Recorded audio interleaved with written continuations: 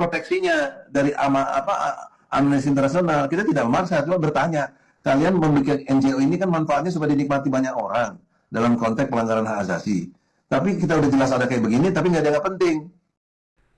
Egy Sujana, tokoh aktivis dan advokat, melaporkan dugaan pemalsuan ijazah Presiden Joko Widodo ke Amnesty Internasional di London pada Juli 2025 yang lalu.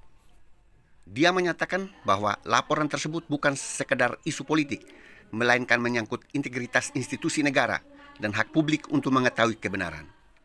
Egy juga menyampaikan dugaan pelanggaran HAM terhadap warga dan aktivis yang mempertanyakan keabsahan ijazah Jokowi.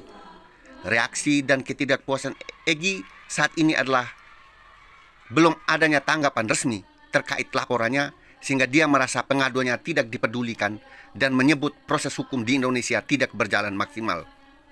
Situasi ini dari informasi yang beredar di media sosial, dia memutuskan menetap di London karena khawatir akan ditangkap jika kembali ke Indonesia, mengingat rekam jejaknya yang pernah ditahan dalam kasus makar dan ujaran kebencian. Untuk diketahui bahwa status hukum Egy di Indonesia saat ini adalah telah beberapa kali dipanggil oleh Baris Krim Polri terkait kasus ijazah palsu, namun sempat mangkir.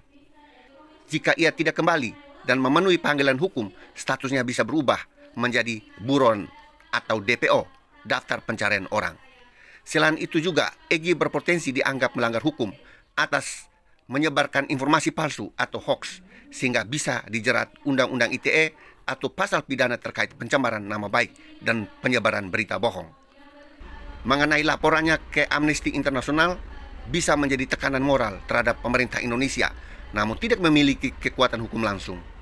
Jika Egy mengajukan suaka atau perlindungan di Inggris, maka ia harus membuktikan bahwa ada ancaman nyata terhadap dirinya. Oleh karena itu, menurut saya, kasus ini menunjukkan ketegangan antara kebebasan berekspresi dan batas-batas hukum di negara demokratis. Egy Sujana mungkin dianggap kontroversial, tapi haknya untuk menyuarakan pendapat tetap dijamin oleh hukum selama tidak melanggar ketentuan pidana. Salam keadilan, Advokat Darius Leka, SH, MH.